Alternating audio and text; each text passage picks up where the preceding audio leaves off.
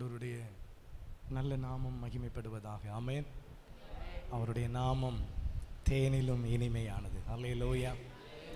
உண்மைன்னு சொல்றவங்க தலைக்கு மேல கையை உயர்த்தி அசைத்து சொல்லுங்க அல்லேலூயா. அவருடைய நாமத்தை சொல்ல சொல்ல பக்தன் பாடுறார், உம் நாமம் சொல்ல சொல்ல என் உள்ளம் மகிழுதையா. ஆமென். மாணிக்க தேரோடு காணிக்க வந்தாலும் உமக்கு அது ஈடாகுமோ? அவருக்கு ஈடாகாது. ஆமென்.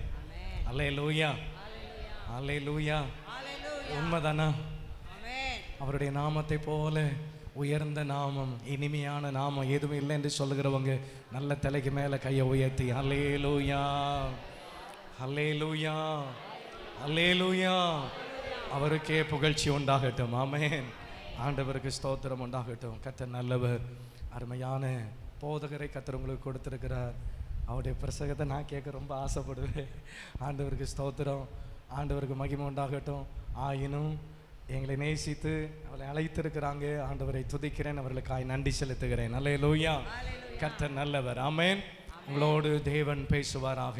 ஒரு நிமிஷம் கண்களை மூடி தேவனை நோக்கி பார்ப்போம். அல்லேலூயா. Thank you lord. உம்முடைய நாமம் வல்லமுள்ள நாமம் அப்பா.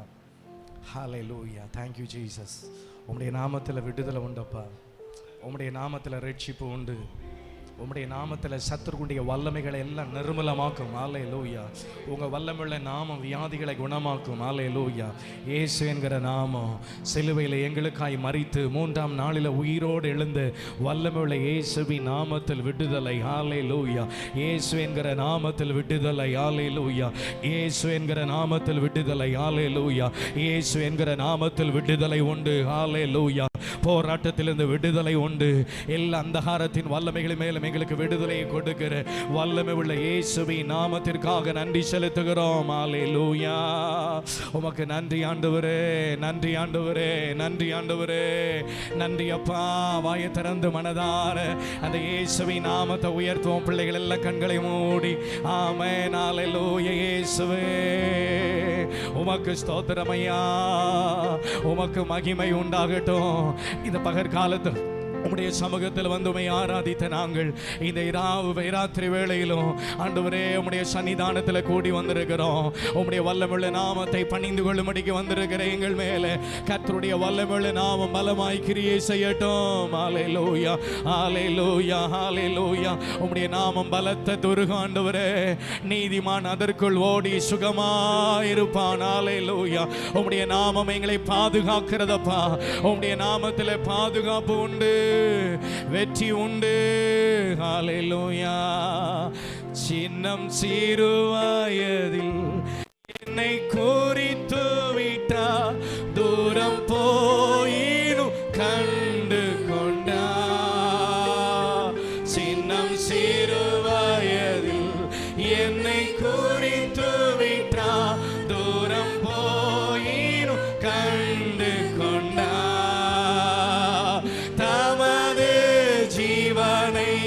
எனக்கு அளித்து ஜீவன் பெற்றுக்கொள் என்றுரைத்தா. தமது ஜீவனை எனக்கு அளித்து ஜீவன் பெற்றுக்கொள் என்றுரைத்தா. ஆனந்தமே பரமானந்தமே, இது மாபெரும் பாக்கியமே. ஆனந்தமே பரமானந்தமே, இது மாபெரும் பாக்கியமே. இந்த பாடலத்தின் சொந்தக்காரரவர் எந்த உள்ளத்தில் சொந்தமானா.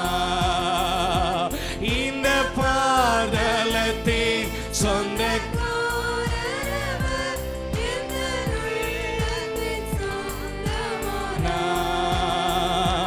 மகிழ்வோ மகிழ்வோ தினமாக மகிழ்வோ, இயேசுராஜனும் மாயினா. மகிழ்வோ மகிழ்வோ தினமாக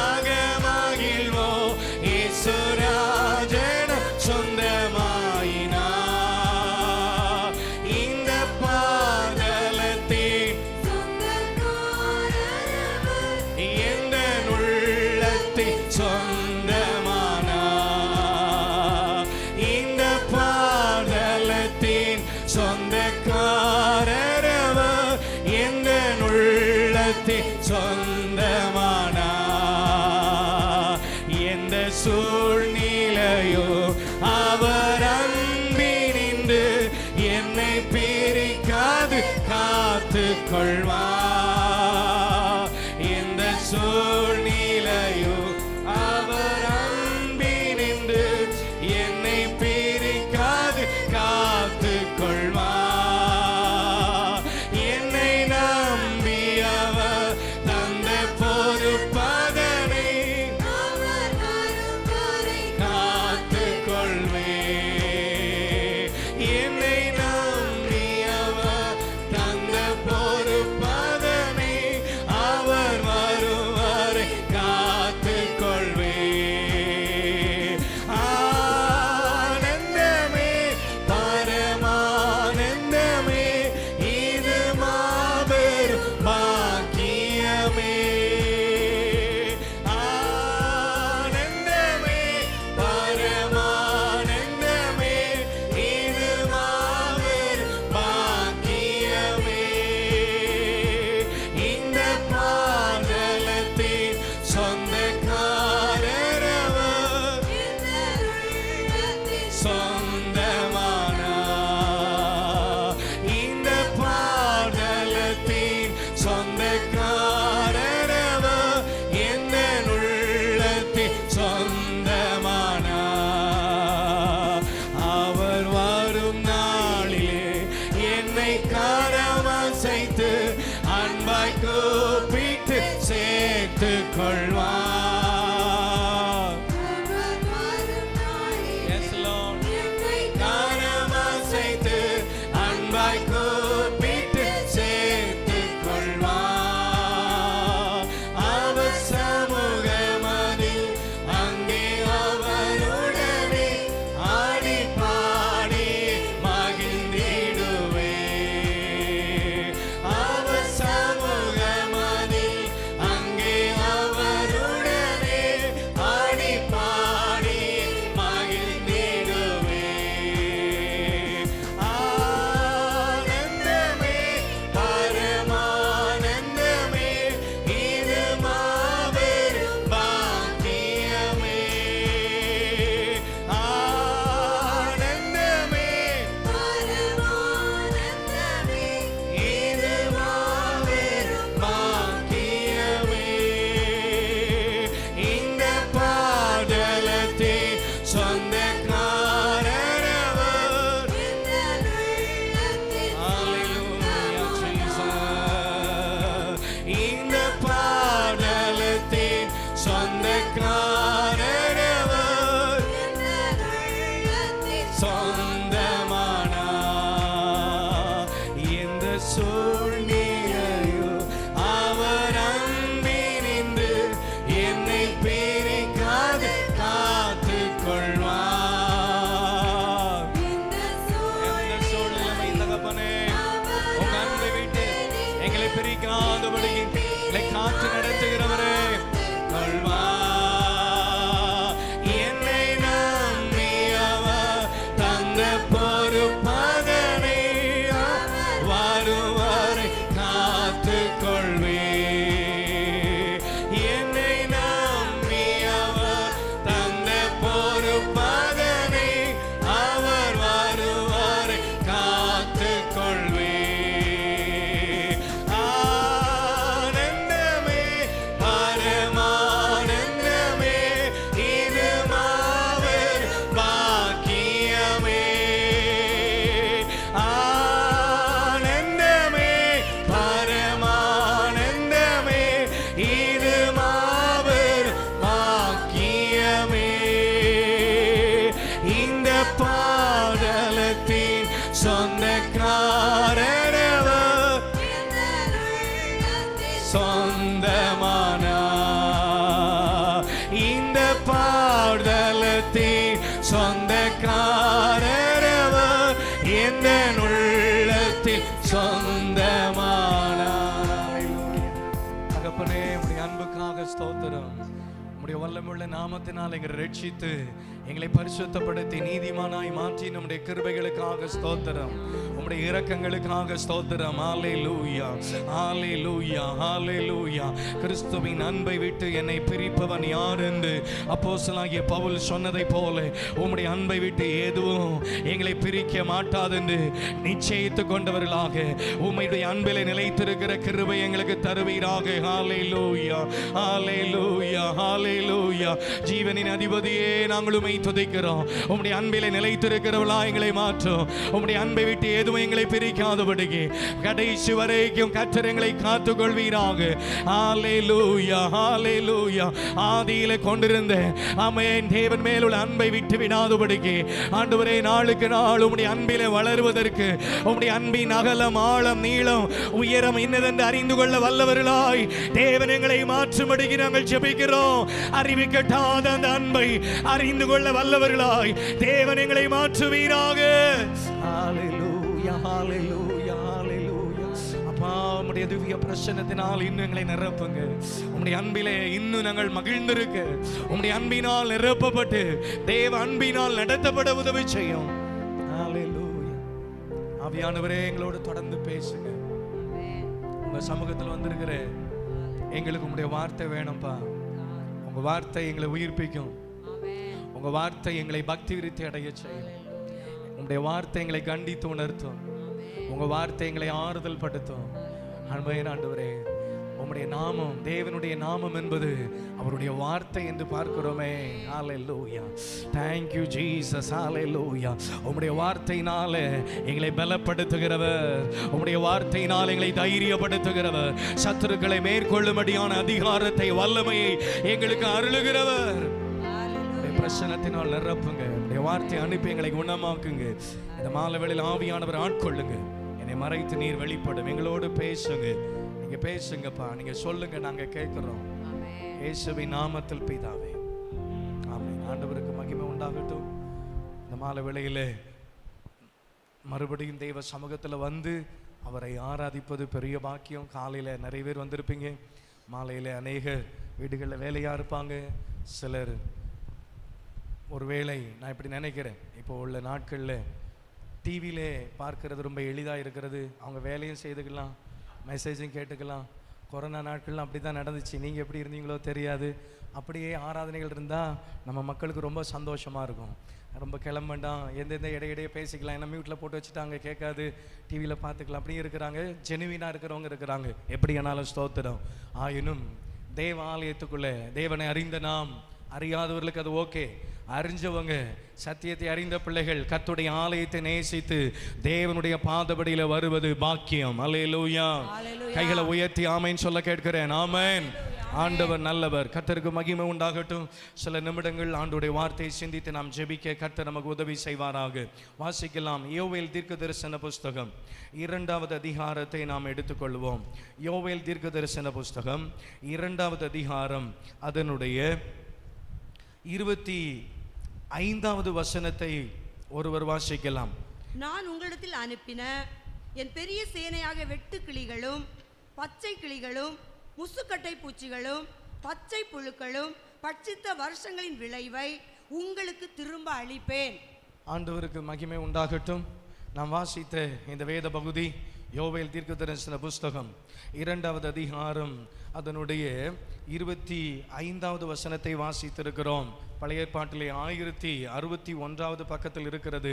ஆண்டவருக்கு ஸ்தோத்திரம். அதனுடைய 26, 27 வசனங்களை கூட நாம் வாசிப்போம்.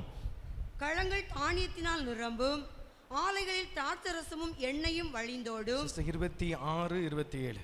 நீங்கள் சம்பூரணமாக சாப்பிட்டு திருப்தி அடைந்து உங்களை அதிசயமாய் நடத்தி வந்த உங்கள் தேவனாகிய கர்த்தருடைய நாமத்தை துதிப்பீர்கள். என் ஜனங்கள் ஒருபோதும் வெட்கப்பட்டு போவதில்லை. நான் இஸ்ரவேலின் நடுவில் இருக்கிறவர் என்றும், நானே உங்கள் தேவனாகிய கர்த்தர், வேறொருவர் இல்லை என்றும் அறிந்து கொள்வீர்கள். என் ஜனங்கள் ஒருபோதும் வெட்கப்பட்டு போவதில்லை. ஆண்டவருக்கு மகிமை உண்டாகட்டும். இங்கே யோவேல் தீர்க்கதரிசியின் மூலமாய் கர்த்தர் தம்முடைய ஜனமாகிய இஸ்ரவேலுக்கு சொல்லுகிற கர்த்தருடைய வார்த்தை என்னவென்றால், நான் உங்களிடத்தில் அனுப்பின என் பெரிய சேனையாகிய வெட்டுக்கிளிகளும், பச்சை கிளிகளும், முசுக்கட்டை பூச்சிகளும், பச்சை புழுக்களும் பட்சித்த வருஷங்களின் விளைவை உங்களுக்கு திரும்ப அளிப்பேன் என்று கர்த்தர் சொல்லுகிறார். இந்த யோவேல் தீர்க்கதரிசன புஸ்தகத்தில் முதல் அதிகாரம் 4வது வசனத்தில் பார்த்தால் நமக்கு தெரியும். அதை கூட வாசிப்போம். 1ஆம் அதிகாரம் 4வது வசனம். பச்சை புழு விட்டதை வெட்டுக்கிளி தின்றது, வெட்டுக்கிளி விட்டதை பச்சை கிளி தின்றது, பச்சை கிளி விட்டதை முசுக்கட்டை பூச்சி தின்றது. இங்கே பார்க்கிறோம் 4 விதமான ஆசீர்வாதத்தை இல்லைனா நிலத்தின் விளைச்சலை கெடுக்கிறதான பட்சிகளை குறித்து பார்க்கிறோம். முதலாவது வெட்டுக்கிளியை பார்க்கிறோம். அடுத்தால நம்ம பார்க்கிறோம், ஆண்டவருக்கு ஸ்தோத்திரம் உண்டாகட்டும். ஆமாம், இந்த 4வது முதல் அதிகாரத்தில் அந்த ஆர்டர் வித்தியாசமாக இருந்தாலும் முதல்ல அங்கே பச்சை புழு கொடுக்கப்பட்டிருக்கிறது, அடுத்தால வெட்டுக்கிளி, அடுத்தால முசுக்கட்டை பூச்சி. ஆண்டவருக்கு ஸ்தோத்திரம். பச்சை புழு, வெட்டுக்கிளி, பச்சை கிளி, அதன் பிறகு என்னது? முசுக்கட்டை பூச்சி. இந்த 4 விதமான பூச்சிகள் நிலத்தின் விளைச்சலை, பலன்களை கெடுத்து ஒன்றுமில்லாமல் ஆக்கி போட்டது. பிரயாசத்தின் பலனை அனுபவிக்க முடியாதபடிக்கு, பிரயாசத்திற்குரிய பலனை பெற்று ஆசீர்வாதங்களை பெற்றுக்கொள்ள முடியாதபடிக்கு இவைகள் என்ன செய்தது? அந்த பலனை அரித்து போட்டது, இல்லைன்னா அழித்து போட்டது. ஆண்டவருக்கு ஸ்தோத்திரம். ஆனால் இங்க ஒரு வார்த்தையை கர்த்தர் சொல்றாரு 25ஆம் வசனத்துல, இதெல்லாம் யார் அனுப்பினது? நான் உங்களிடத்தில் அனுப்பினது. நல்ல கவனிங்க, நம்முடைய ஆண்டவருடைய அனுமதி இல்லாமல் நம்ம வாழ்க்கையில எதுவும் நடப்பது இல்லை. கையை உயர்த்தி ஆமென் சொல்ல கேட்கிறேன். நல்ல கையை உயர்த்தி, வலது கையை உயர்த்தி அல்லேலூயா, அல்லேலூயா. அவருடைய அனுமதி இல்லாமல் நம்ம வாழ்க்கையில எதுவுமே என்ன செய்யாது? எத்தனை பேர் அதை ஏற்றுக்கொள்றீங்க? கையை உயர்த்தி ஆமென் சொல்ல கேட்கிறேன். அவருடைய அனுமதி இல்லாமல் எதுவும் நடப்பது இல்லை. ஆமென். ஆண்டவருக்கு ஸ்தோத்திரம் உண்டாகட்டும். அப்போ நீங்க கேட்கலாம், ஆண்டவர் இப்படியும் செய்வாரா? ஆம், இப்படியும் செய்வார். எப்படி செய்வார்? இங்க பார்க்கிறோம் இந்த யோவேல் தீர்க்கதரிசன புஸ்தகத்தில் ஜனங்களுடைய கீழ்ப்படியாமை நிமித்தம் தேவனால் எச்சரிக்கப்படுகிறாங்க. அவருடைய மன கடினத்தின் நிமித்தம் இந்த தீர்க்கதரிசியை கொண்டு எச்சரித்து நியாய தீர்ப்பு வரும் என்றும், நியாய தீர்ப்புக்கு பிற்பாடு ஆண்டவர் கொடுக்கிற ஒரு ரெஸ்டோரேஷன், திரும்ப ஆசீர்வாதத்தை திரும்ப கொடுக்கிறதை குறித்து இங்கே வாக்கு பண்ணப்படுகிறதை நாம் பார்க்கிறோம். ஆண்டவருக்கு ஸ்தோத்திரம் உண்டாகட்டும். இப்படி இந்த பிரயாசத்தின் பலன்களை எல்லாம் பட்சித்ததை ஆண்டவர் சொல்றாரு, உங்களுக்கு நான் என்ன செய்வேன்? திரும்ப அழிப்பேன். ஆண்டவருக்கு ஸ்தோத்திரம் உண்டாகட்டும். ஒரு மனிதனால இழந்தவைகளை திரும்ப கொடுக்க முடியாது. நாம் ஆராதிக்கிற வல்லமையுள்ள தேவனாலே இழந்தவைகளை திரும்ப கொடுக்க வல்லவராய் இருக்கிறார். கையை உயர்த்தி ஆமென் சொல்ல கேட்கிறேன். இழந்து போன அபிஷேகத்தை திரும்ப தர வல்லவர், இழந்து போன கிருபை வரங்களை திரும்ப தர வல்லவர், இழந்து போன கர்த்தருடைய ஆசீர்வாதங்களை எவ்வளவோ பிரயாசப்பட்டோம், பிரயாசத்துக்கு ஏற்ற பலன் இல்லாதபடிக்கு அந்த ஆசீர்வாதங்களை ஒருவேளை சத்துரு திருடி கொண்டிருக்கலாம். சில காரியங்கள் உங்க வாழ்க்கையில் உள்ள ஆசீர்வாதத்தை திருடி கொண்டு போயிருக்கலாம். ஆனால் இந்த மாலை வேளையில நாம் ஆராதிக்கிற தேவன் அவைகள் பட்சித்து போட்ட, எவைகள் எல்லாம் ஆசீர்வாதத்தை பட்சித்ததோ, இழந்து போக பண்ணினதோ, அந்த ஆசீர்வாதத்தை, அந்த விளைவை சேர்த்து திரும்ப தருகிற ஒரு வல்லமையுள்ள தேவனை ஆராதிக்கிறோம். கைகளை தட்டி கர்த்தரை ஸ்தோத்திரிப்போமா? அவருடைய நாமம் அதிசயமான நாமம். அல்லேலூயா. அங்கே சொல்லப்பட்டிருக்கிறது, நீங்கள் சம்பூரணமாக சாப்பிட்டு 26ஆம் வசனத்தில் நீங்க திருப்தி அடைந்து உங்களை அதிசயமாய் நடத்தி வந்த யாருடைய நாமம்? உங்கள் தேவனாகிய கர்த்தருடைய நாமம். அப்ப இந்த நாமம் எப்படிப்பட்ட நாமம்னா, இழந்து போனதை திரும்ப தந்து நம்மை அதிசயமாய் நடத்துகிற வல்லமை உள்ள நாமம். புரிஞ்சவங்க அந்த வல்லமை உள்ள நாமத்தை மகிமைப்படுத்துங்க. கைகளை தட்டி ஹல்லேலூயா. உணர்ச்சி வசப்படுகிறவளாய் அல்ல, தேவனுடைய நாமத்தின் வல்லமையை மனதார அறிந்தவர்களாக கரங்களை தட்டி, ஆண்டவரே எங்களை அதிசயமாய் நடத்துவதற்கு உம்முடைய நாமம் போதுமானதாக இருக்கிறது. வாழ்க்கையை அதிசயமாய் நடத்துவதற்கு, இதுவரைக்கும் நம்மை அதிசயமாய் நடத்தி இருக்கிறார், இன்னமும் நம்மை அதிசயமாய் நடத்துவதற்கு தேவனாகிய கர்த்தருடைய நாமம் போதுமானது. அல்லேலூயா, அல்லேலூயா, அல்லேலூயா. காலகட்டம் மாறலாம், காலங்கள் மாறலாம், சமயங்கள் மாறலாம், மனிதர்கள் மாறலாம், ஆனால் வல்லமையுள்ள தேவனுடைய நாமம் மட்டும் என்றைக்கும் மாறாது. அல்லேலூயா. அவருடைய நாமம் என்றென்றைக்கு நிலைத்திருக்கிற நித்திய நாமம். அல்லேலூயா. அந்த நாமம் நம்மை அதிசயமாய் நடத்தும். ஆமென். ஆண்டவருக்கு ஸ்தோத்திரம். இழந்த ஆசீர்வாதங்களை திரும்ப தருகிற தேவன். ஆண்டவருக்கு மகிமை உண்டாகட்டும். வேதத்தில் சிலரை குறித்து நாம் பார்க்கிறோம், இழந்தவைகளை திரும்ப பெற்றுக்கொண்டவர்களை குறித்து. ஆண்டவருக்கு ஸ்தோத்திரம் உண்டாகட்டும். சிலருடைய வாழ்க்கையை சொல்லிவிட்டு அதன் பிறகு இந்த அதிகாரத்துக்கு நான் திரும்ப வருவேன். இங்கே இப்போ ஆண்டவர் இந்த வார்த்தை கொடுக்குறான், திரும்ப நான் தருவேன், நீங்கள் சம்பூர்ணமாய் சாப்பிடுவீங்க, நீங்கள் திருப்தி அடைவீங்க, இப்படியெல்லாம் நல்ல வாக்குத்தத்தத்தை கொடுக்கிறாரு. நான் உங்கள் நடுவில் இருக்கிறேன் என்றும் ஆண்டவருக்கு மகிமை உண்டாகட்டும். நானே உங்கள் தேவனாகிய கர்த்தர், வேறொரும் இல்லை என்று அறிந்து கொள்வீர்கள். என் ஜனங்கள் ஒருபோது என்ன செய்வதில்லை, வெட்கப்பட்டு போவது இல்லை என்று கர்த்தர் சொல்றார். ஆண்டவருக்கு ஸ்தோத்திரம் உண்டாகட்டும். அதே அதிகாரத்தில் ஆண்டவர் இப்படி திரும்ப ஆசீர்வாதங்களை தருவதற்கு, சம்பூரணமாய் சாப்பிட்டு திருப்தி அடைந்து அதிசயமாய் தேவனமை நடத்த வேண்டுமானால் இதே அதிகாரத்தில் சில ஆலோசனைகளையும் இல்லை சொல்லப்போனா சில நிபந்தனைகளையும் கர்த்தர் தீர்க்கதரிசியின் மூலமாய் சொல்லுகிறார். என்ன சொல்லுகிறார்? 12வது வசனத்தையும் ஆமென் 12 15 வரைக்கும் வாசியுங்கள். ஆதலால் நீங்கள் இப்பொழுதே உபவாசத்தோடும் அழுகையோடும் புலம்பலோடும் உங்கள் முழு இருதயத்தோடும் என்னிடத்தில் திரும்புங்கள் என்று கர்த்தர் சொல்லுகிறார். நீங்கள் உங்கள் வஸ்திரங்களை அல்ல, உங்கள் இருதயங்களை கிழித்து உங்கள் தேவனாகிய கர்த்தரிடத்தில் திரும்புங்கள். அவர் இரக்கமும் மன உருக்கமும் நீடிய சாந்தமும் மிகுந்த கிருபையும் உள்ளவர். அவர் தீங்குக்கு மனஸ்தாபப்படுகிறவருமாய் இருக்கிறார். ஒருவேளை அவர் திரும்பி மனஸ்தாபப்பட்டு உங்கள் தேவனாகிய கர்த்தருக்கு போஜன பலிகளையும் பான பலிகளையும் செலுத்துகிறதற்கான ஆசீர்வாதத்தை தந்தருள்வார். சீயோனிலே எக்காலம் ஊதுங்கள், பரிசுத்த உபவாச நாளை நியமியுங்கள், விசேஷித்த ஆசரிப்பை கூறுங்கள். ஆண்டவருக்கு மகிமை உண்டாகட்டும். நம்முடைய வாழ்க்கையில இழந்த ஆசீர்வாதங்களே, சத்துரு வஞ்சித்து எடுத்து போட்ட ஆசீர்வாதங்களே நம்முடைய வாழ்க்கையில திரும்ப பெற்றுக்கொள்ள வேண்டுமானால் கர்த்தர் தம்முடைய ஜனத்திற்கு தீர்க்கதரிசியின் மூலமாய் சொல்லிக் கொடுக்கிறார். என்ன சொல்லிக் கொடுக்கிறார்? இப்பொழுதே நீங்கள் அழுகையோடும் உபவாசத்தோடும் புலம்பலோடும் யாரிடத்தில் திரும்பணும்? என்னிடத்தில், கர்த்தரிடத்தில் திரும்பணும். அது எப்படி திரும்பணுமா? முழு இருதயத்தோட திரும்பணும். நல்ல கவனிங்க. நம்முடைய தேவனுடைய நாமம் அதிசயமானது, சந்தேகமே இல்லை. காரணம் அவருடைய நாமம், வேதம் சொல்லுகிறது அவருடைய நாமம் அதிசயமானது. ஆமென். அவர் ஆலோசனை கர்த்தர், அவர் சர்வ வல்லமுள்ள தேவன், அவர் நித்திய பிதா. இந்த அதிசயமான தேவன் நம்முடைய வாழ்க்கையில இழந்தவைகளை திரும்ப தர வேண்டுமானால், இழந்து போன ஆசீர்வாதங்களை திரும்ப நமக்கு அளித்து நம்ம வாழ்க்கை கர்த்தர் மேன்மைப்படுத்த வேண்டுமானால், நம் வெட்கப்பட்டு போகாதபடிக்கு கர்த்தரை மகிழ்ச்சியோடு துதித்து உயர்த்துவதற்கு அந்த கிருபையை கர்த்தர் தர வேண்டுமானால், நம்ம வாழ்க்கையில் ஆண்டவர் எதிர்பார்க்கிறது என்ன அப்படின்னா, தேவனிடத்திற்கு முழு இருதயத்தோடும் திரும்ப வேண்டும் என்று எதிர்பார்க்கிறார். அவர் என்ன எதிர்பார்க்கிறார்? நம்மிடத்துல முழு இருதயத்தோடும் யாரிடத்தில் திரும்பணுமா? கர்த்தரிடத்தில், உங்கள் தேவனாகிய கர்த்தரிடத்துக்கு திரும்புங்க. உங்க இருதயங்களை கிழித்து, அப்படியானால் இருதயங்களை உடைத்து தேவ சமூகத்தில் நம்மை தாழ்த்தி தேவன் அண்டையிலே அவர் விரும்புகிற வழியிலே நாம் வந்து அவர் பக்கத்தில் திரும்புவோமே ஆனால், உபவாசத்தோடும் அழுகையோடும் தேவ சமூகத்தில், உபவாசம் என்பது எதற்கு தெரியுமா? அநேகர் தவறாய் புரிந்து கொள்றாங்க. நான் உபவாசித்து ஜெபித்து விட்டால் எல்லாம் நடந்து விடும் என்று நினைக்கிறாங்க. உபவாச ஜெபத்தில் வல்லமை உண்டு. ஆனால் அறிந்து கொள்ளுங்கள், நாம் உபவாசித்து ஜெபிக்கிறதுனால ஆண்டவருடைய கரத்தை பிடிச்சு திருக்கி எப்படி ஆண்டவர் செய்து வைச்சிடணும் அப்படி ஒன்றும் செய்ய முடியாது. உபவாசம் என்பது நம்மை தேவனுக்கு முன்பாக தாழ்மைப்படுத்துவதற்கு, நம்ம வழிகளை செம்மைப்படுத்துவதற்கு, தேவ சமூகத்தில் தாழ்த்தி நம்மை செவைப்படுத்துவோமையானால் இழந்து போனவைகளையும் சத்துரு பட்சித்து போட்டதையும் திரும்ப கொடுப்பதற்கு அவர் தம்முடைய இரக்கத்தை நம்மையில காட்டுகிற நல்ல தேவனாய் இருக்கிறார். அல்லேலூயா. தேவ சமூகத்தில் உபவாசித்து அழுகையோடு ஜெபிக்கிற ஒரு காலகட்டத்தில் நாம் இருக்கிறோம். ஆண்டவருக்கு மகிமை உண்டாகட்டும். சத்துருவானவன் அநேகருடைய ஆசீர்வாதங்களை திருடி கொண்டு போய்விடுகிறான். அநேகருடைய ஆசீர்வாதங்களை, சமாதானத்தை திருடி விடுகிறான். குடும்பத்தில் அநேக நன்மைகளை பட்சித்து போட்டு கொண்டிருக்கிறான். தேவ பிள்ளைகளை, கர்த்தர் உங்களுக்கு அவைகளை திரும்ப கொடுத்து உங்களை மறுபடியும் எடுப்பித்து நிறுத்த வேண்டுமானால் உபவாசம் அவசியமா இருக்கிறது. உபவாச ஜெபம் அவசியம். ஆமென். அல்லேலூயா. அல்லேலூயா. ஆமென். ஆமென். உபவாசித்து ஜெபிக்க வேண்டியது அவசியம். ஆமென். ஆமென். அழுகையோட புலம்பலோட கர்த்தரிடத்துக்கு முழு இருதயத்தோட திரும்ப வேண்டியது அவசியமா இருக்கிறது. ஆமென் சொல்ல கேட்கிறேன்.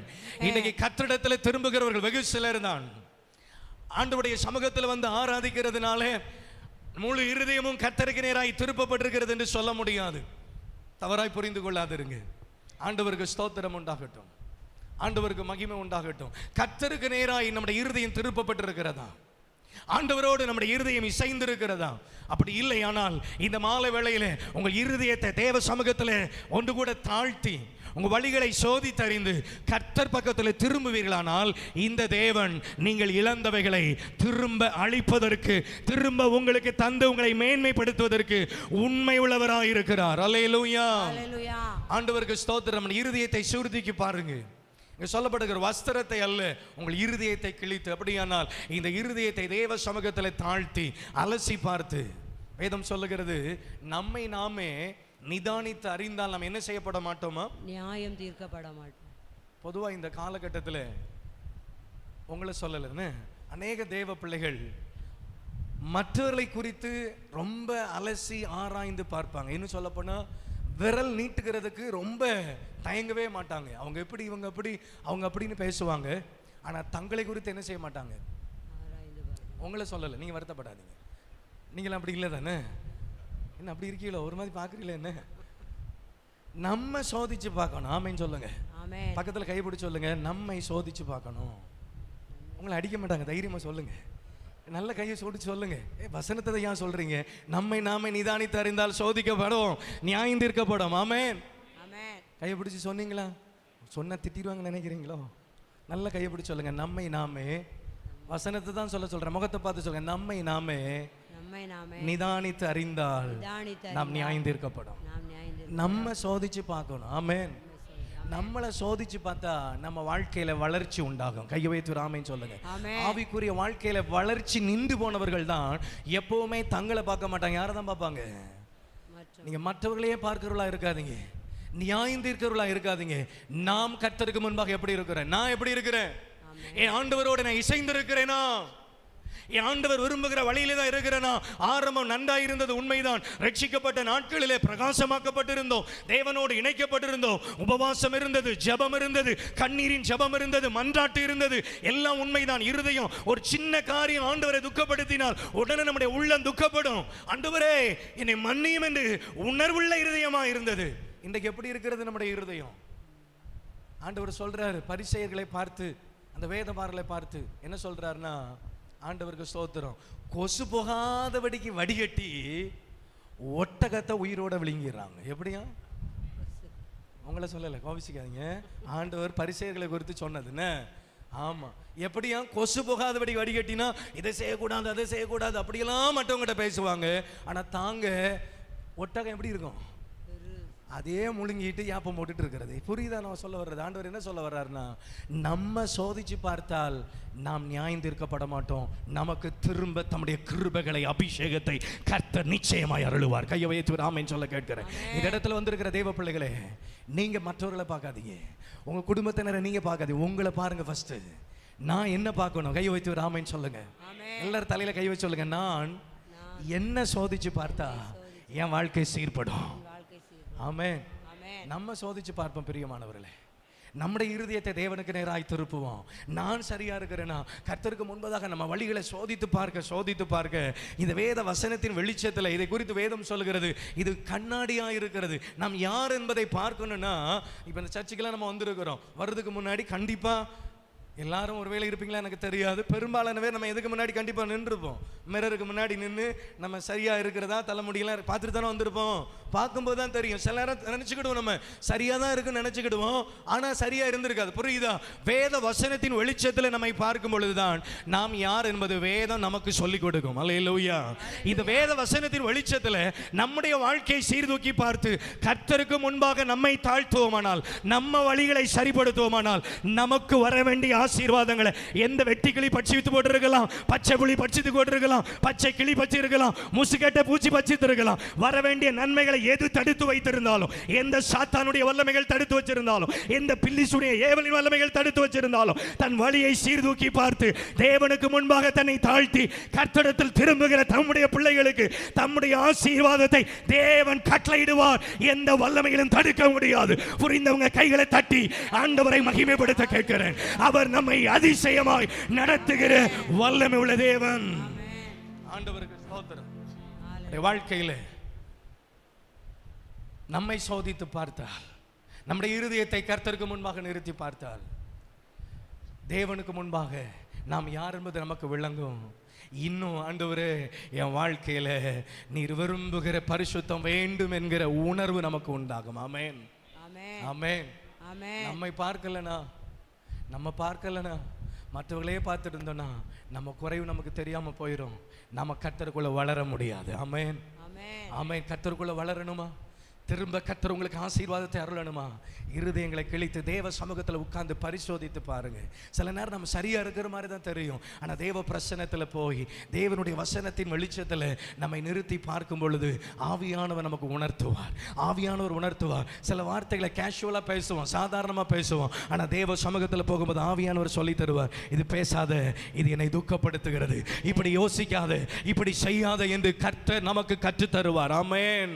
ஆண்டவருக்கு ஸ்தோத்திரம். இங்கே தீர்க்கதரிசி மூலம் ஆண்டவர் சொல்லிக் கொடுக்கிறார், என் ஜனங்களை பார்த்து நீ சொல்ல, அவர்கள் வஸ்திரங்களை அல்ல தங்கள் இருதயங்களை கிழித்து, ஆமென் ஸ்தோத்திரம், உபவாசத்தோடும் அழுகையோடும் புலம்பலோடும் தங்கள் முழு இருதயத்தோடு என்னிடத்தில் திரும்ப கடவர்கள். அப்படி திரும்பும் பொழுது கர்த்தர் அவர்கள் மேல் மனஸ்தாபப்பட்டு அவருடைய கிருபை நிமித்தம் இரக்கங்களின் நிமித்தம் அவர்களுக்கு ஆசீர்வாதத்தை தந்தருளுவார் என்று சொல்லப்பட்டிருக்கிறது. ஆண்டவருக்கு ஸ்தோத்திரம்.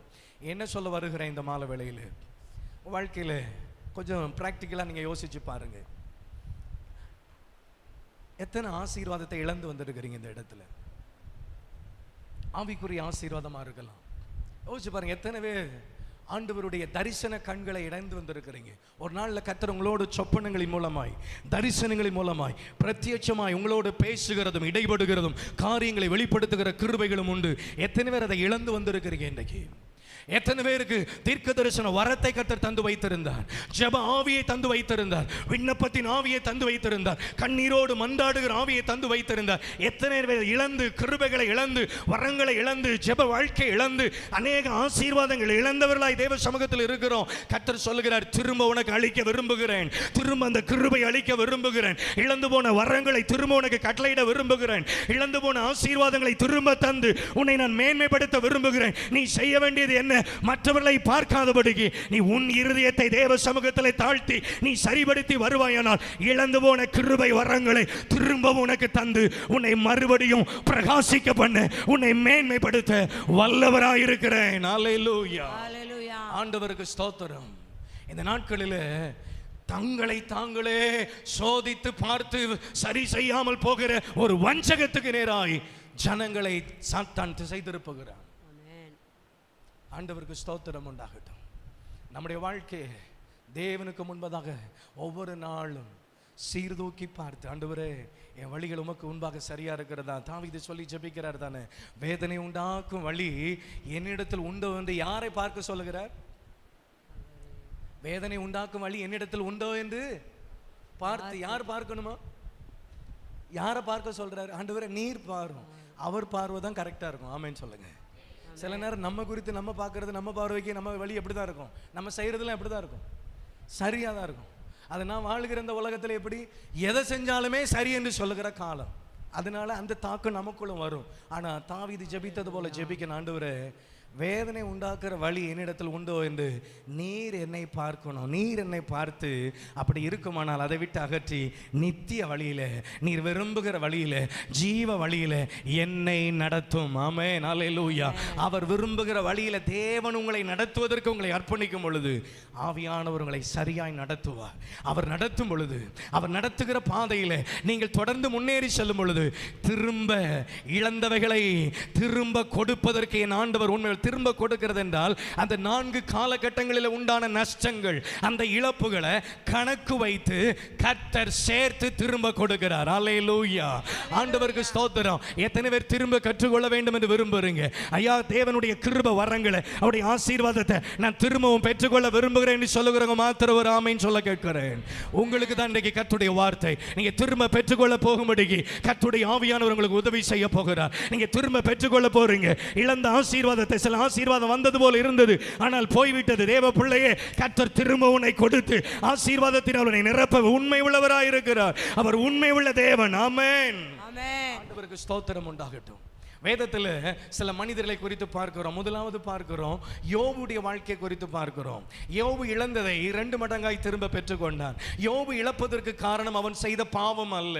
நல்ல கவனிங்க. சில நேரம் நம்ம வாழ்க்கையில சில காரியங்கள் இழந்து போகிறது, சில ஆசீர்வாதங்கள் தடைபடுகிறது, பாவத்தினாலே மாத்திரம் அல்ல. நல்லா புரிந்து கொள்ள வேண்டும். யோபு ஒரு உதாரணமாய் வைக்கப்பட்டிருக்கிறார். யோபுடைய வாழ்க்கையில அவருடைய ஆசீர்வாதத்தை எல்லாம் இழந்து போகிறார். ஆண்டவருக்கு ஸ்தோத்திரம். 7000 ஆடுகள், 3000 ஒட்டகங்கள், ஆண்டவருக்கு ஸ்தோத்திரம், 500 கழுதைகள், ஸ்தோத்திரம், ஏராளமான வேலைக்காரர்கள் எல்லாம் இருக்குது. ஒரே நாள்ல என்ன செய்கிறான்? எல்லாவற்றையும் இழந்து போகிறான். இவன் இழந்து போகிறதற்கு காரணம் இவன் செய்த பாவத்தினாலயா? இல்லை, தேவன் அனுமதித்தார். தேவன் இவனை வைத்து சாத்தானுக்கு சவால் விட்டார். என் தாசன் உத்தமன், அவன் உத்தமன், சன்மார்க்கன், தேவனுக்கு பயந்து பொல்லாப்புக்கு விலகுகிறவன், ஆணுமையின் ஸ்தோத்திரம். அவனை குறித்து தேவன் சாட்சி கொடுத்தார். சாத்தானுக்கு சவால் விட்டார். அவன் சொல்றான், சும்மாவா உமக்கு பயந்து இருக்கிறான், சும்மாவா உம்மை சேவிக்கிறான், நீர் எல்லாவற்றையும் வேலையடைக்கிறீர், பாதுகாக்கிறீர், அவனை ஆசீர்வதித்தீர், அவன் கையின் கிரியை நீர் ஆசீர்வதித்ததுனால அவன் சம்பத்து பெருகிட்டு, அதனால அவன் என்ன பண்றான், உம்மை சேவிக்கிறான். அவனுக்கு உண்டானதை தொட்டு பாரும். ஆண்டவர் சொல்றார், தொட்டுக்கோ, எடுத்துக்கோ, அனுமதி கொடுக்கிறார். எடுத்து விட்டான். எல்லாம் எடுத்த பொழுதும் யோபு கர்த்தரை விடவில்லை. நல்ல கவனிங்க, நம்ம வாழ்க்கையில ஆண்டவருடைய அன்பை, ஆண்டவர் மேலுள்ள பாசத்தை, அவரோடு உள்ள ஐக்கியத்தை எதை இழந்தாலும் இழக்கக்கூடாது. ஆமைன்னு சொல்ல கேட்கிறேன். கையை உயர்த்தி புரிஞ்சவங்க ஆமைன்னு சொல்ல கேட்கிறேன். அவரோடு உள்ள உறவு தான் மிகப்பெரிய ஆசீர்வாதம். கையை வைத்து ஆமைன்னு சொல்லுங்க.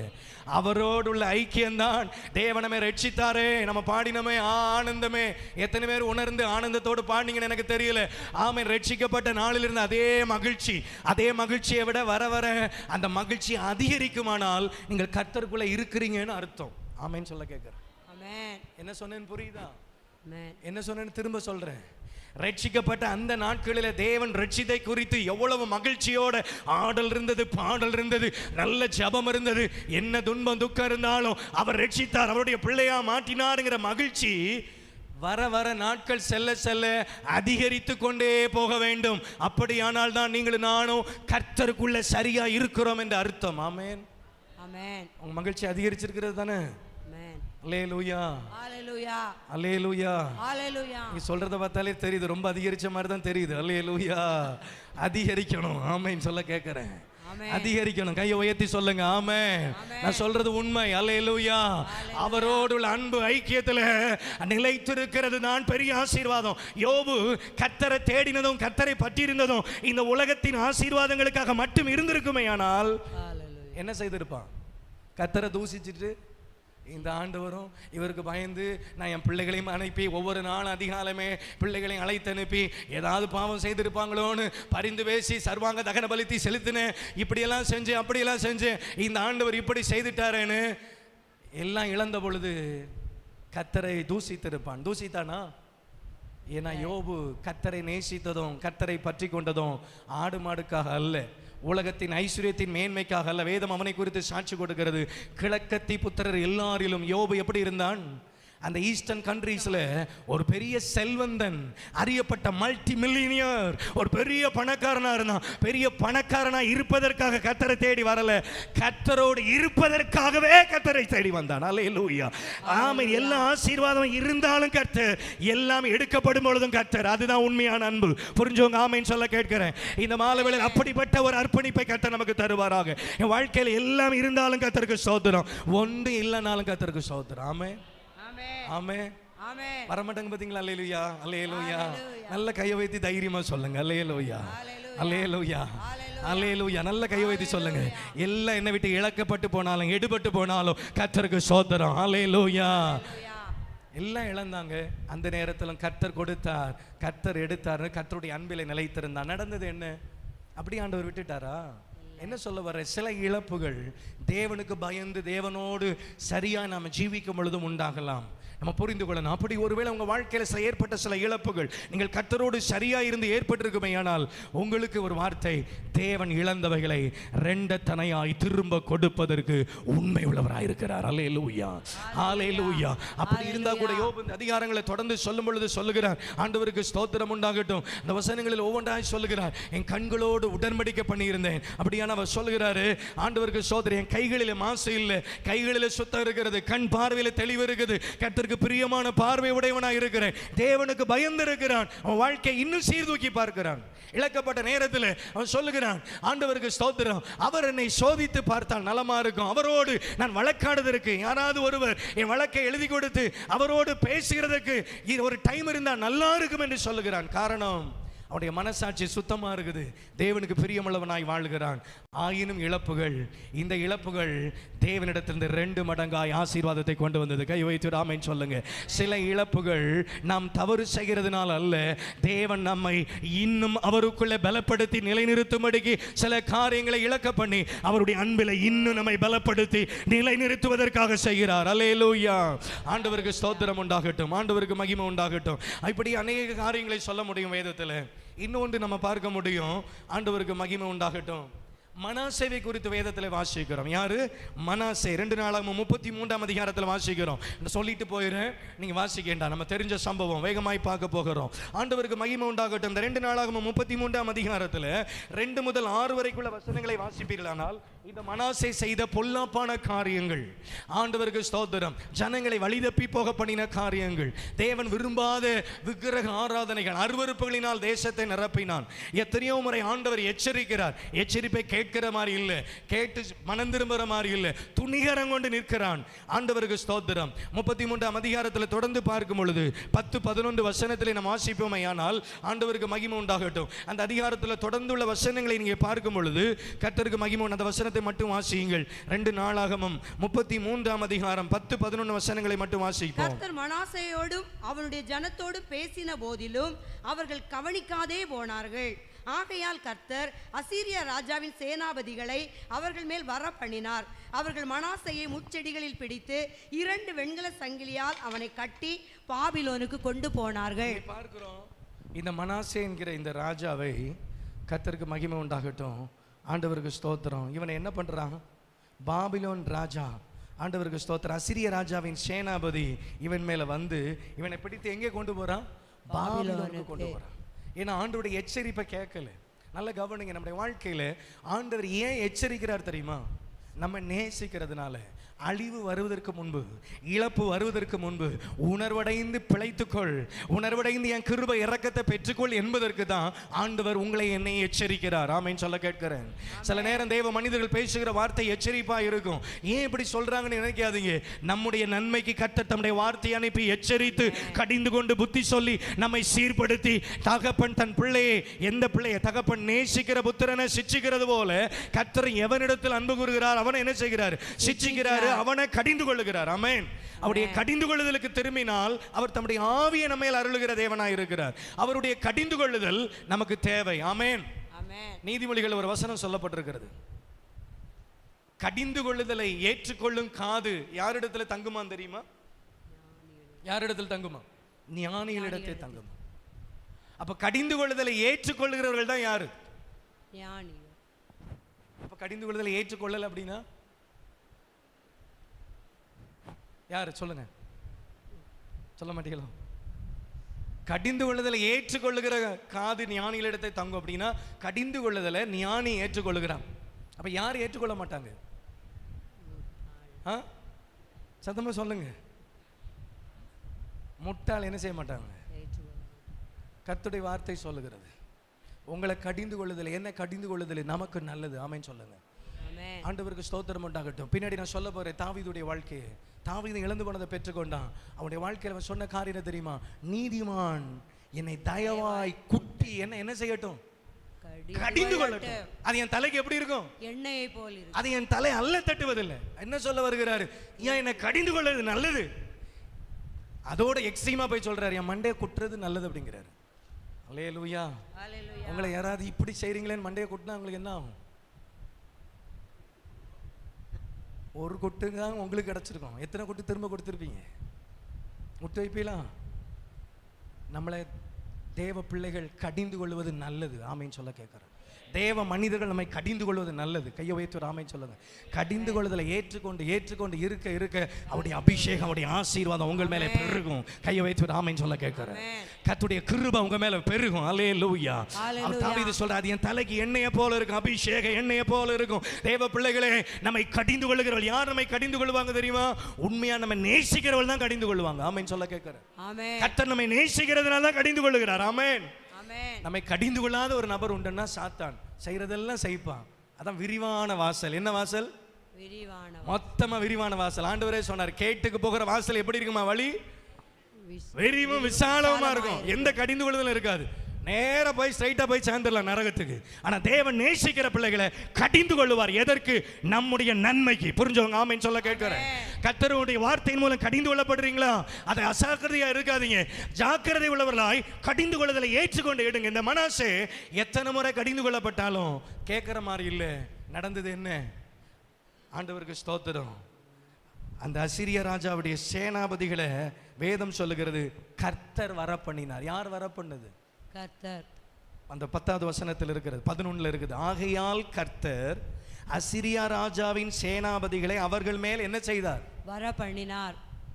எங்க நம்ம ஆண்டவரை போல அன்புள்ளவர் கிடையாது, இரக்கமுள்ளவர் கிடையாது. அதே நேரத்தில் அவருடைய சொல்ல கேட்காம இருந்தனா அவரை போல இப்படிப்பட்ட காரியங்களை செய்யறதுக்கும் யாரும் கிடையாது. ஆமென் சொல்ல கேட்கிறேன்.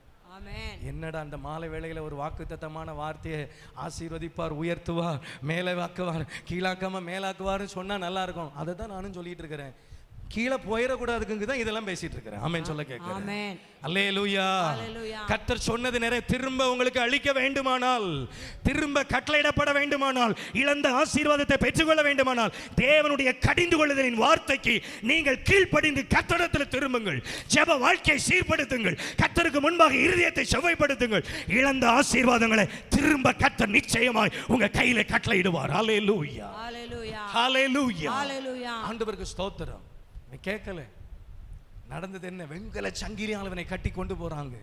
வேதம் சொல்லுகிறது 12வது வசனத்தில் அவன் நெருக்கப்படுகிறான், ரொம்ப நெருக்கப்படுறான். ஆனா நம்ம ஆண்டவரை போல அன்புள்ளவர், இரக்கமுள்ளவர் யாரும் கிடையாது. பிரியமானவர், இவ்வளவு சொல்லியும் கேட்கல, போய் இப்ப நெருக்கப்படுறான். அங்க இருந்து வேதம் சொல்லுகிறது, வாசிக்கும் பொழுது 12, 13 வசனங்களை வேகமா வாசிங்க. இப்படி அவன் நெருக்கப்படுகையில் தன் தேவனாகிய கர்த்தரை நோக்கி கெஞ்சுகிறான். கர்த்தரை நோக்கி தன் பிதாக்களின் தேவனுக்கு முன்பாக மிகவும் தன்னை தாழ்த்தினான், மிகவும் தன்னை தாழ்த்துகிறான். அவரை நோக்கி அவன் விண்ணப்பம் பண்ணி கொண்டிருக்கிற போது அவர் அவன் கெஞ்சுதலுக்கு இறங்கி அவன் ஜெபத்தை கேட்டு அவனை திரும்ப எருசலேமில் உள்ள தன்னுடைய ராஜ்யத்திற்கு வர பண்ணினார். கர்த்தரே தேவன் என்று அப்பொழுது மனாசே அறிந்தான். பாருங்க, தேவனால் தண்டனைக்கு உள்ளானவனாய், நியாய தீர்ப்புக்குள்ளானவனாய் அந்நிய தேசத்துல பிடித்து கொண்டு போகப்பட்டு ஒடுக்கப்படுகிறான். வெண்கல சங்கிலினால் அவனை கட்டி வச்சிருக்கிறாங்க. அந்த நிலைமையில் இருந்தும் தேவனை நோக்கி மிகவும் கெஞ்சி தன்னை தாழ்த்தி ஜெபம் பண்ணி கொண்டிருந்தான். வேதம் சொல்லுகிறது, அவன் ஜெபம் பண்ணி கொண்டிருக்கிற போது, அப்படியானால் இவன் புத்தி தெளிகிறது. ஐயோ, எச்சரிப்பை கேட்காம போயிட்டேன், ஆண்டுடைய வார்த்தைக்கு கீழ்ப்படியாம போயிட்டேன், இப்போ இப்படிப்பட்ட ஒரு சூழ்நிலைமையில இருக்கிறேன் என்பதை உணர்ந்தவனாய் தன்னை மிகவும் தேவனுக்கு முன்பாக தாழ்த்தி, தன்னை தேவனுக்கு முன்பாக வேதம் சொல்லுகிறது தன் பிதாக்களின் தேவனுக்கு முன்பாக மிகவும் தன்னை என்ன செய்தானா? தாழ்த்தினானா. தன்னை தாழ்த்துகிறவனுக்கு கிருபையை அளித்து அவனை உயர்த்துகிற தேவன். அல்லேலூயா. இவன் தன்னை தாழ்த்தி தன் வழிகளை நோக்கி சீர்தூக்கி பார்த்து ஆண்டவருக்கு முன்பாக கெஞ்சி தன்னுடைய குறைகளை அறிக்கையிட்டு, கண்டிப்பா ஆண்டவரே நீ சொன்னதெல்லாம் செய்யாம போயிட்டேன், என்னை மன்னிச்சிருங்க, எனக்கு இறங்குங்க என்று இறங்கி தேவ சமூகத்தில் அவன் தன்னை தாழ்த்தி கெஞ்சி கொண்டிருந்தான். இந்த கெஞ்சுதலை கேட்ட ஆண்டவர் அவனுக்கு என்ன செய்தார் தெரியுமா? இரக்கத்தை கட்டளையிட்டு அவன் ஜெபத்தை கேட்டார். ஆமென். உங்க ஜெபத்தை கர்த்தர் கேட்டு உங்க சிறையிருப்பை திருப்ப வேண்டுமானால், உங்களுக்கு ஒரு இரக்கத்தை கட்டளையிட்டு சத்துருடைய கையிலிருந்து உங்களை விடுதலையாக்கி திரும்ப உங்களை மேன்மையாய் வைக்க வேண்டுமானால் தேவனுடைய வார்த்தைக்கு அதற்கு கீழ்ப்படிவதற்கு ஒப்பு கொடுங்கள். அல்லேலூயா. இவன் தேவனுடைய வழிகளில் நடப்பதற்கு ஒப்பு கொடுத்தான். ஆண்டவரே திரும்ப என்ன வர பண்ணுங்க. அவன் கெஞ்சி இருப்பான் ஆண்டவரை நோக்கி. வேதத்தில் பார்க்கிறோம், வேற யாரும் இப்படி பிடித்து கொண்டு போகப்பட்டு திரும்ப கொண்டு வரப்பட்ட மாதிரி சொல்லப்படலை. ஆனால் இவனுடைய கெஞ்சுதலை கேட்ட ஆண்டவர் இறங்கி வேதம் சொல்லுகிறது திரும்ப எருசலேமில் உள்ள தன்னுடைய ராஜ்யத்திற்கு வர பண்ணினார். கையை வைத்து ஆமென் சொல்லுங்க. அந்நிய தேசத்தின் ராஜா பிடித்து கொண்டு போனான் என்றால் பிடித்து கொண்டு போனதுதான், அது மரணம் வரைக்கும் அங்கதான் இருக்கணும், இல்லைன்னா கொலை செய்யப்படுவான். ஆனால் தேவனிடத்தில் கெஞ்சின பொழுது திரும்ப தன்னுடைய ராஜ்யபாரத்திற்கு, திரும்ப தன்னுடைய ஸ்தானத்திற்கு மறுபடியும் கர்த்தர் அவனை வர பண்ணினார். வேதம் சொல்கிறது, அப்பொழுது கர்த்தரே தேவன் என்று யார் அறிந்து கொண்டார்? மனாசே அறிந்து கொண்டார். உங்க வாழ்க்கையில ஆண்டவருக்கு முன்பாக உங்க வழிகளை சரி செய்து உங்களை தாழ்த்தும் பொழுது இழந்து போன ஆசீர்வாதங்களை திரும்ப நிச்சயமாய் தந்து நீரே தேவன் என்பதை, கர்த்தரே தேவன் என்பதை இந்த மனாசே அறிந்தது போல நீங்களும் அறிந்து கொண்டு அதன் பிறகு உங்க வாழ்க்கை அப்படியே தலைகளாய் மாற்றப்படுகிறது. எதெல்லாம் கர்த்தருக்கு பிரியமில்லையோ அநேக காரியங்களை அகற்றி தேவனுக்கு பிரியமுள்ளவனாய் அரசாட்சி செய்கிறான். அல்லேலூயா. ஆண்டவருக்கு ஸ்தோத்திரம். இப்படி அநேகரை குறித்து வேதம் சொல்லுகிறது. தாவீதுடைய வாழ்க்கை நமக்கு தெரிந்த காரியங்கள் தான்.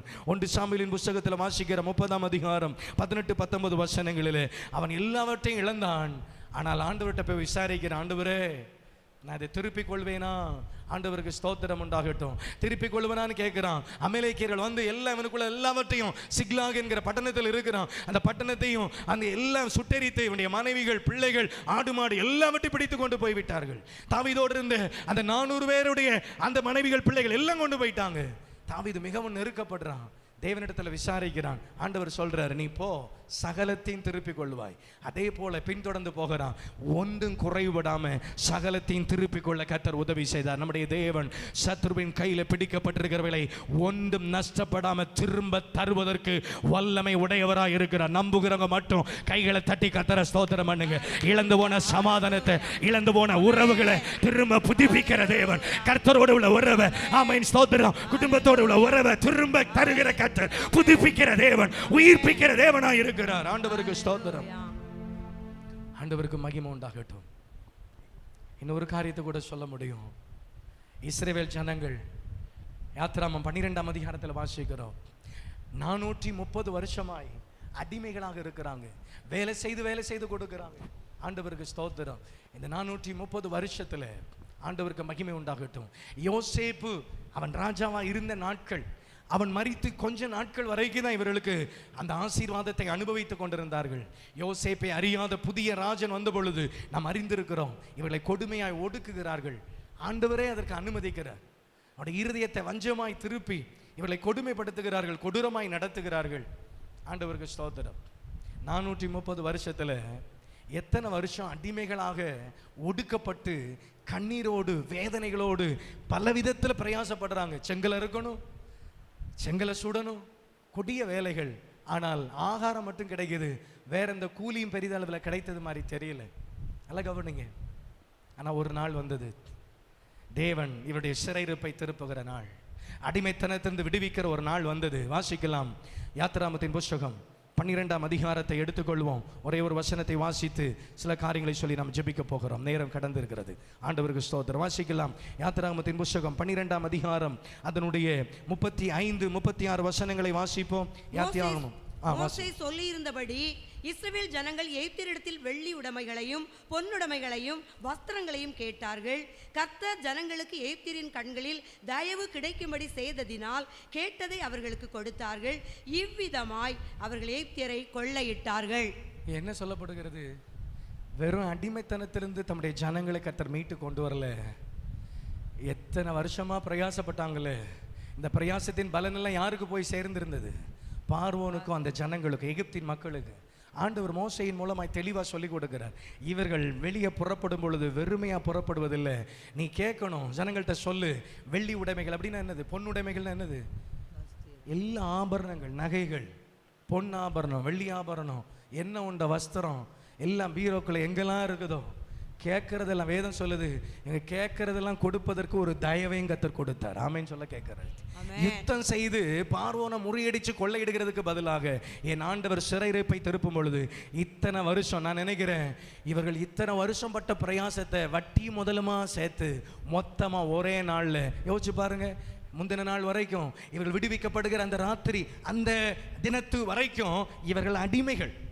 ஆனால் கர்த்தர் இவர்களை விடுவிக்கிற அந்த நாளில் இவர்களுக்கு கையில் திரும்ப கொடுத்தது கொஞ்சம் அல்ல, ஏராளமான வெள்ளி உடைமைகள், பொன்னுடைமைகள். இன்னொரு வார்த்தையில் சொல்ல போனா பார்வோனுடைய அந்த எகிப்தியருடைய அத்தனை ஆசீர்வாதங்களை சேர்த்து கர்த்தர் தம்முடைய ஜனத்தின் கையில கொடுத்தார். நம்முடைய தேவனை போல ஒரு அதிசயமான தேவன் இல்லை. புரிஞ்சவங்க ஆமைன்னு சொல்ல கேட்கிறேன். கையை உயர்த்தி ஆமைன்னு சொல்ல கேட்கிறேன். ஐயா, இதுவரைக்கும் ஒடுக்குதல், இதுவரைக்கும் பிரயாசத்துக்கு ஏற்ற பலன் இல்லை. பார்வோன் ஒடுக்கி ஒடுக்கி வைக்கிறான். உங்க வாழ்க்கையை தலை நிமிர முடியாதபடிக்கு ஒடுக்கி வைக்கிற பார்வோனுடைய வல்லமைகளை கர்த்தருடைய ஆவியானவர் நிர்மூலம் பண்ணி உங்களுக்கு வர வேண்டிய நன்மைகளை மொத்தமா சேர்த்து கையில கொடுக்கிற நாட்கள் வைக்கப்பட்டிருக்கிறது. தேவ பிள்ளையே, நீ கர்த்தருக்கு பிரியமுள்ளவளாய், கர்த்தருக்கு பிரியமுள்ள மகனாய் மகளாய் இன்னும் கர்த்தர் அண்டையில கிட்டி சேரும் பொழுது உனக்குரிய நன்மையை யார் தடுத்து வச்சிருந்தாலும் ஒருத்தரும் தடுத்து வைக்க முடியாது. கர்த்தர் அவைகளை எடுத்து உன் கையிலே கொடுக்க வல்லமை உடையவர். அல்லேலூயா. எத்தனை பேருக்கு சொல்லுகிறது புரிகிறது? ஆமென். ஒரே நாள்ல அத்தனையும் சுதந்தரித்தார்கள். ஆமென். நான் நினைக்கிறேன், நான் இப்படி கற்பனை செய்கிறேன், வேதத்தில் சொல்லப்படலை, இதெல்லாம் சேர்த்து வாங்கிட்டு வந்ததுனால தான் கொஞ்ச நேரம் கழிச்சு பார்வனுக்கு கொஞ்சம் மயக்கம் தெளிஞ்ச மாதிரி அந்த அதிர்ச்சியிலிருந்து கொஞ்சம் வெளியே வந்த உடனே அவன் பார்க்குறான், போய் போய் இவனும் போனா பரவாயில்லடா, நம்ம இவ்வளவு சேர்த்து வச்சிருந்த நம்ம வீட்டையும் சேர்த்து கொள்ள போட்டுட்டான், விடாத திரும்ப எல்லாம் கொண்டு வான்னு அந்த வெள்ளியும் பொண்ணையும் எடுக்க போறான். கர்த்தர் கொடுத்தா கொடுத்ததுதான். கையை வைத்துடாமன்னு சொல்லுங்க. இவன் கொடுத்ததை திரும்ப எடுக்கலாம் நினைச்சான், கர்த்தர் விட்டாரா? ஆண்டவர் கொடுத்தா திரும்ப ஒரு சத்துருவை எடுத்துக்கொள்ள முடியாது. புரிஞ்சவங்க ஆமென் சொல்ல கேட்கிறேன்.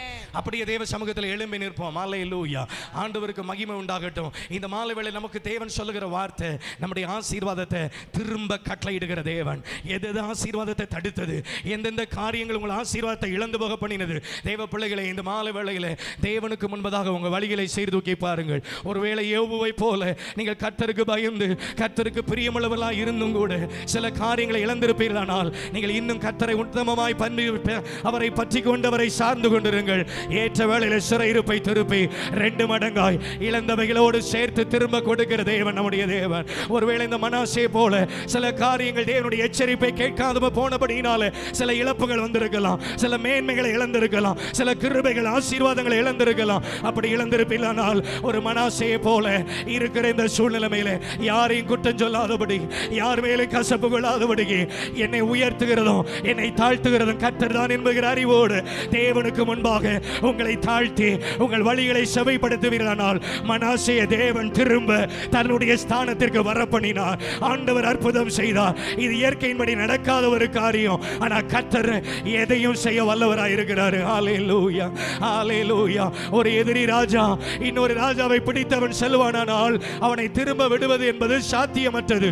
திரும்ப அவன் தேசத்தில் போய் அவன் ராஜாவை அரசாளுகிறது என்பது அது கூடாத காரியம். ஆனா தேவ சமூகத்தில் தன் வழிகளை செவை செய்து அவரை நோக்கி கெஞ்சின இந்த மனாசேக்கு கர்த்தர் இரக்கத்தை கட்டளையிட்டார். தேவ பிள்ளையே, சில நேரம் உன்னுடைய வாழ்க்கையில் கர்த்தருடைய வார்த்தைக்கு கீழ்ப்படியாமல் போனதினால் வந்த இழப்புகள், கர்த்தருடைய வார்த்தையை கேட்டும் அதன்படி செய்யாமல் போனதினால, எச்சரிப்பை கேட்டும் அதற்கு கீழ்ப்படிய ஒப்புக்கூடாததினால் சில இழப்புகளோடு சில வேதனையோடு இந்த இடத்துல வந்திருக்கலாம். உங்க வழிகளை சரி செய்து கொள்ளும் பொழுது, தேவ சமூகத்தில் உங்களை தாழ்த்தும் பொழுது கர்த்தர் நிச்சயமாய் இழந்து போனவைகளை திரும்ப உங்களுக்கு தந்து உங்களை ஆசீர்வதிக்கிற தேவன், உங்களை அதிசயமாய் நடத்துகிற தேவன், உங்களை மேன்மைப்படுத்துகிற தேவன். ஆண்டவருக்கு மகிமை உண்டாகட்டும். அந்த யோவேல் 2ஆம் அதிகாரத்தில் பார்க்கிறோம், ஆசாரியர்களும் மண்டபத்துக்கும் தேவாலயத்துக்கும் நடுவே கண்ணீரோடு அழுது, ஆண்டவரே உம்முடைய ஜனத்தின் நிந்தனையை பார்த்து உதவி செய்யும், இரக்கத்தை கட்டளையிடும் என்று அவர்கள் கெஞ்சும் பொழுது, கர்த்தரை நோக்கி கண்ணீரோடு கதறும் பொழுது,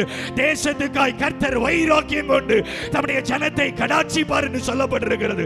தேவ சமூகத்தில் நாம் ஒவ்வொருவரும் நம்முடைய வழிகளை உணர்ந்து தேவனை நோக்கி கெஞ்சும் பொழுது நமக்காக, நம்முடைய தேசத்திற்காக கர்த்தர் வைராக்கியம் கொண்டு எழுந்தருளுகிற தேவன். ஆண்டவருக்கு மகிமை உண்டாகட்டும். ஆத்துமாக்களை சபைக்குள்ள கொண்டு வந்து நிரப்புகிற தேவன், ஆண்டவரை விட்டு பின்வாங்கி போன ஜனங்களை கூட திரும்ப கொண்டு வந்து சேர்க்கிற தேவன். ரட்சிப்பை விட்டு தூரமாய் போனவர்கள் ரட்சிப்புகளை திரும்ப வருவதற்கு, அபிஷேகத்தை இழந்தவர்கள் திரும்ப அபிஷேகத்தை பெற்றுக் கொள்வதற்கு கர்த்தருடைய ஆவியானவர் உதவி செய்ய வல்லவராய் இருக்கிறார். கைகளை தட்டி கர்த்தரை ஸ்தோத்திரம் பண்ணுங்க. ஹல்லேலூயா. mighty Jesus, mighty Jesus, திரும்ப தருகிற தேவன், திரும்ப கட்டளையிடுகிற தேவன். ஹல்லேலூயா.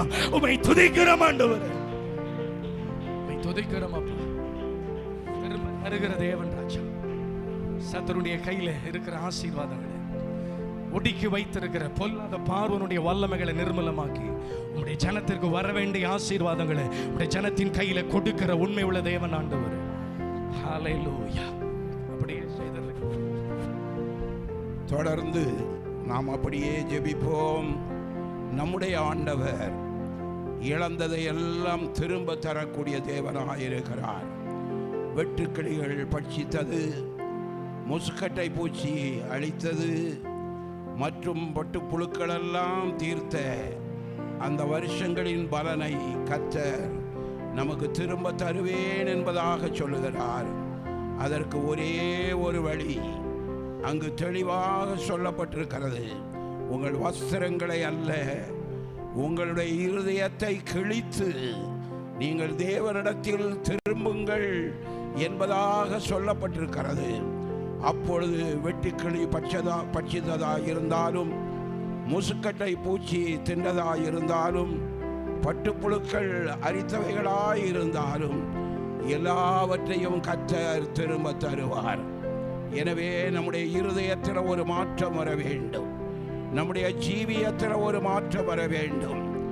அந்த மாற்றம் வராவிட்டால் அந்த ஆசீர்வாதங்களை நாம் பெற்றுக்கொள்ளவே முடியாது. மனாசே 55 வருடம் அரசாண்ட ஒரு ராஜா, எசேக்கியா ராஜாவினுடைய மகனாக இருந்தவன். ஆனால் எசேக்கியா ராஜாவினுடைய பக்தி அவனில் இல்லாதபடி தேவனுடைய ஆலயத்தில் விக்கிரகத்துக்கு பலிபீடத்தை உண்டு பண்ணினவன். ஆகவே அசீரிய ராஜாக்களை அவன் மீது வர வைத்தார் கர்த்தர் என்பதாக வேதத்தில் நம்ம பார்க்கிறோம். அவர்களை அந்த மனாசேயை முச்சடியில பிடித்தார்கள். அவனுடைய சரீரத்தில் கைகளிலும் கால்களிலும் வெங்கல சங்கிலிகளை மாட்டினார்கள். அவன் அப்படிப்பட்ட ஒரு சூழ்நிலையில, ஒரு இக்கட்டான நிலையில கர்த்தரை நோக்கி கூப்பிட்டான், தன்னை தாழ்த்தினான். தான் ஒன்றுமில்லை என்பதாக சொல்லி தன்னை தாழ்த்தின வேளையில கர்த்தர் இறங்கி வந்து அவனுக்கு இறங்கி அவனை பாபிலோனிலிருந்து மறுபடியும் எருசலேமுக்கு கொண்டு வந்ததாக கர்த்தருடைய வேதம் சொல்லுகிறது. அருமையான கர்த்தருடைய பிள்ளையே, ஒரு மாற்றம் நம்முடைய ஜீவியத்தில் தேவையாயிருக்கிறது. தாவீது சிக்கலாகில் இருக்கும் பொழுது அது போன்ற சூழ்நிலை வந்த வேளையிலும் தாவீது இழந்த எல்லாவற்றையும் திருப்பிக் கொண்டான் என்பதாக சொல்லப்பட்டிருக்கிறது.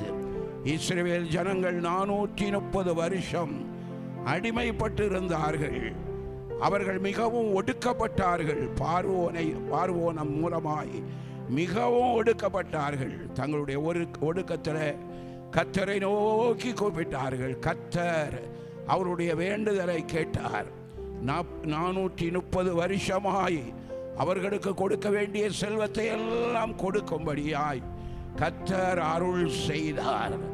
தேவன் பெரியவர் என்பதை விளங்க பண்ணினார். குறைவில்லாமல் எல்லாவற்றையும் பெற்றார்கள். மகிழ்ச்சியோடு ஒரே நாளில் எகிப்திலிருந்து அவர்கள் புறப்பட்டு கானான் தேசத்தை நோக்கி பயணம் சென்றார்கள். அருமையான கர்த்தருடைய பிள்ளையே, இந்த தேவன் இன்றைக்கும் மாறாதவராயிருக்கிறார். என்னத்தை இழந்திருக்கிறீர்கள்? எந்தெந்த காரியத்தினால பாதிக்கப்பட்டிருக்கிறீர்கள்? நாம செய்ய வேண்டிய ஒரே காரியம், கர்த்தருக்கு முன்பாக தாழ்மைப்படுங்கள், கர்த்தருக்கு முன்பாக விழுந்து கிடங்கள்.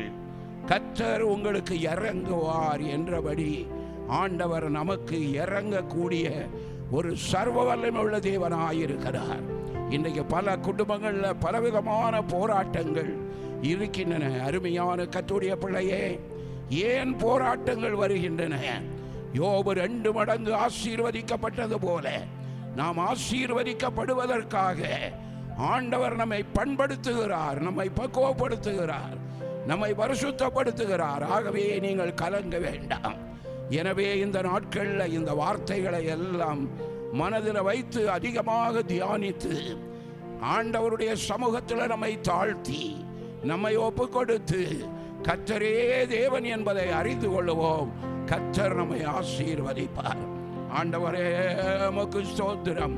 இந்த பரிசுத்த பாதையில் எங்களை நடத்தணும், இந்த சபையை நடத்தணும், சபையில் உள்ள குடும்பத்தை நடத்தணும். எங்களுடைய வாழ்க்கையில் எல்லாவற்றையும் நன்மைக்கென்று, அந்த பரலோக ராஜ்யத்திற்கென்று கர்த்தர் செய்கிறீர். அதை நாங்கள் உணர்ந்து எங்களுடைய வஸ்திரங்களை அல்லப்பா, எங்களுடைய இருதயங்களை கிழித்து ஆண்டவரே மனாசே போல கர்த்தரே தேவன் என்று அறியக்கூடிய ஒரு நிலையில தாழ்த்தக்கூடிய ஒரு இருதயத்தை கற்றத்தாரும் கற்றத்தாரும். உம்முடைய பிள்ளைகளை உம்முடைய கரத்தில் தருகிறேன்.